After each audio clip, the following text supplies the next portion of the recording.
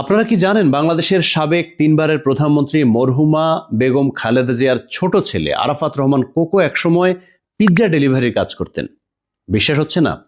আমি আবারও বলছি, মরহুম প্রেসিডেন্ট জিয়াউর রহমানের ছোট ছেলে, তিনবারের প্রধানমন্ত্রী বেগম খালেদা জিয়ার ছোট ছেলে এবং তারেক রহমানের ছোট ভাই আরাফাত রহমান কোকো জীবন চালাতে, পড়াশোনার খরচ চালাতে একসময় তিনি 1991 সালের দিকে অস্ট্রেলিয়ায় উচ্চশিক্ষা গ্রহণের উদ্দেশ্যে একটি ইউনিভার্সিটিতে ভর্তি হন।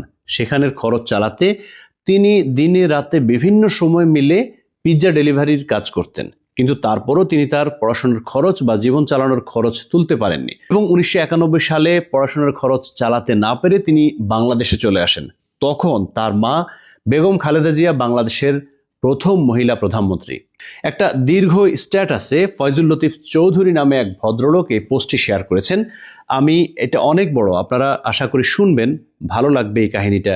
সত্যি কাহিনীটা শুনলে আপনাদের ভালো লাগবে আশা করি।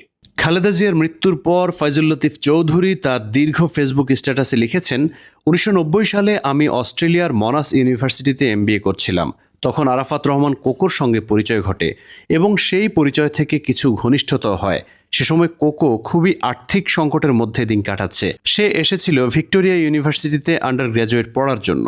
1 কিংবা 2 সেমিস্টার পড়ার পর তার মা বেগম খালেদা জিয়া আর টাকা পাঠাতে পারেননি। পড়া বন্ধ, হাতের টাকা একসময় ফুরিয়ে গেল।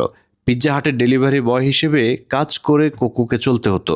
শুক্র শনিবার সন্ধ্যা থেকে কাজের বেশ চাপ থাকতো কোকোর। খাওয়ার সময় পর্যন্ত পাওয়া যেত না।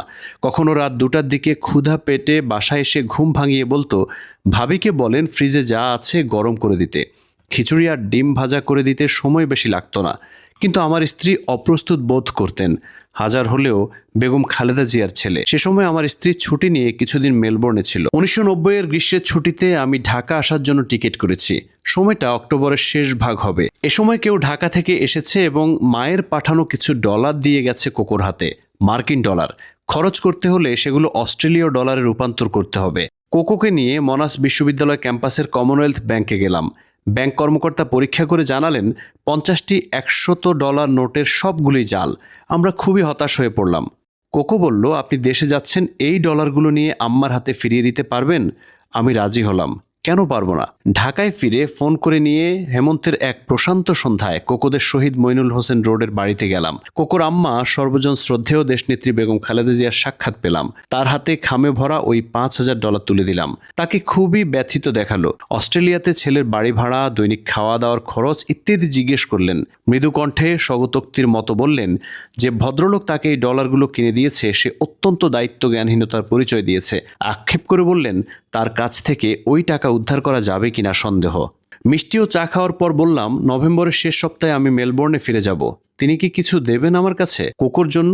বেগম খালেদা জিয়া বললেন, এখন তো কোনো টাকা দিতে পারবো না। কোকোকে বলবেন হাতে টাকা হলেই পাঠিয়ে দেব। কিছুক্ষণ চুপচাপ কেটে গেল। বাইরে সন্ধ্যার আধার ঘনীভূত হয়েছে। আমি উঠবার জন্য অনুমতি চাইলাম। তিনি দরজা পর্যন্ত এগিয়ে দিলেন। কষ্ট করে আসার জন্য ধন্যবাদ জানালেন। 1991 সালের 6 ডিসেম্বর সকালের দিকে জানতে পারলাম এরশাদ সরকারের পতন হয়েছে। টেলিভিশনে বেগম খালেদা জিয়ার বক্তৃতা শোনানো হচ্ছে। কোকোকে ফোন করলাম, ফোন কেউ ধরল না। দেশের প্রকৃত অবস্থা কি, কেন স্বৈরশাসক এরশাদ গদি ছেড়ে দিলেন, হয়তো কোকো তার মায়ের সঙ্গে কথা বলে আমাদের জানাতে পারবে। এই আশায় সঙ্গে সঙ্গে কোকোর বাসায় চলে গেলাম। কয়েকবার বেল দেওয়ার পর কোকো ঘুম চোখে দরজা খুলে দিল। নাটকীয়ভাবে বাংলাদেশের রাজনৈতিক পট বদলে যাওয়ার কিছুই জানে না সে। সারা রাত পিৎজা ডেলিভারির কাজ করে 3টার দিকে সে ঘুমিয়েছে, তাই উঠতে দেরি। আমি বললাম, তোমার আম্মাকে ফোন করলে হয়তো সঠিক অবস্থা জানতে পারবে। নতমুখে কোকো জানালো, ফোনের লাইন কাটা। পরপর 3 মাস ফোনের বিল দেওয়া সম্ভবপর হয়নি। আমি হতভম্ব হয়ে গেলাম। বুঝতে পারলাম কোকোর খুবই দুর্দিন যাচ্ছে, এতটাই খারাপ যা কল্পনাতীত। বললাম, ঠিক আছে আমি যাচ্ছি, ফ্রেশ হয়ে তুমি আমার বাসায় আসো। আমার বাসায় এসে ফোন থেকে কথা বলবে, ব্রেকফাস্ট করবে। কোকো জানালো 1 মাস যাবৎ তার গাড়ি নষ্ট, মেরামতের টাকা জোগাড় হচ্ছে না। অন্যের গাড়ি ধার করে সে পিৎজা ডেলিভারির কাজ করছে। খুবই দুঃখিত বোধ করলাম, অপরাধ বোধ হলো। অস্ট্রেলিয়া সরকারের বৃত্তি নিয়ে পড়তে গেছি, অর্থ কষ্ট নেই, আর জিয়াউর রহমানের ছেলে টাকার অভাবে কষ্ট করছে। তারপর কোকো বলল, একটু বসেন, আমাকে নিয়ে চলেন। আমি অপেক্ষা করলাম। আমি খুব ভালো পরোটা বানাতে পারতাম।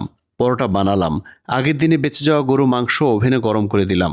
অচিরেই বাংলাদেশের তত্ত্বাবধায়ক সরকার গঠিত হলো। সরকার প্রধান হলেন বিচারপতি শাহাবুদ্দিন আহমেদ। কিছুদিন পর 1991 সালের 27 ফেব্রুয়ারি দেশে সাধারণ নির্বাচন অনুষ্ঠিত হলো। 300টি আসনের মধ্যে 140টি আসনে বিএনপি বিজয়ী হলো। 20 মার্চ তারিখে পার্লামেন্টের সংখ্যাগরিষ্ঠ সদস্যের সমর্থন নিয়ে বেগম খালেদা জিয়া বাংলাদেশের প্রধানমন্ত্রী নির্বাচিত হলেন। মা প্রধানমন্ত্রী হলেও কোকোর অবস্থার পরিবর্তন ঘটল না। ফেব্রুয়ারিতে নতুন সেমিস্টার শুরু হয়ে গেল। টিউশন ফির অভাবে কোকো পড়াশোনা চালিয়ে যেতে পারছে না। সে দেশে ফিরে যেতে চায়।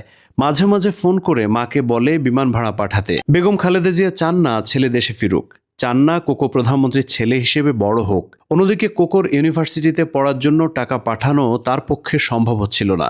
বেশ কয়েক মাস কেটে গেল। হঠাৎ একদিন কোকো জানালো ওর আম্মা টিকিট কেনার জন্য টাকা পাঠিয়েছেন। আমরা স্টুডেন্ট ট্রাভেলসে গেলাম টিকিট কেনার জন্য।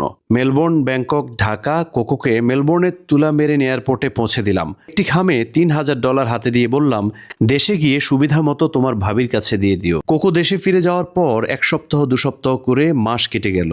আমার স্ত্রীর সঙ্গে ফোনে কথা বলি মাঝে মাঝে।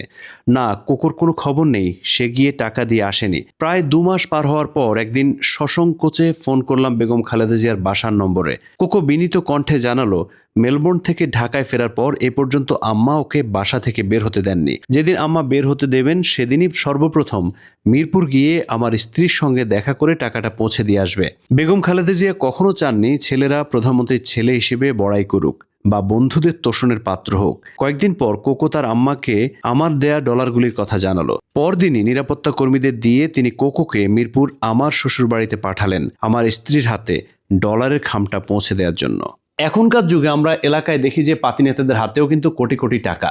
কিন্তু সেই সময় যদি খালেদা জিয়া কোনো নেতাকে বলতেন যে আমার ছেলেকে $1,00,000 পাঠিয়ে দাও বা $2,00,000 পাঠিয়ে দাও, কেউ কিন্তু না করতো না। কিন্তু খালেদা জিয়া এটা বলেননি। ভালো থাকবেন, আল্লাহ আপনাকে বেহেশত নসিব করুক।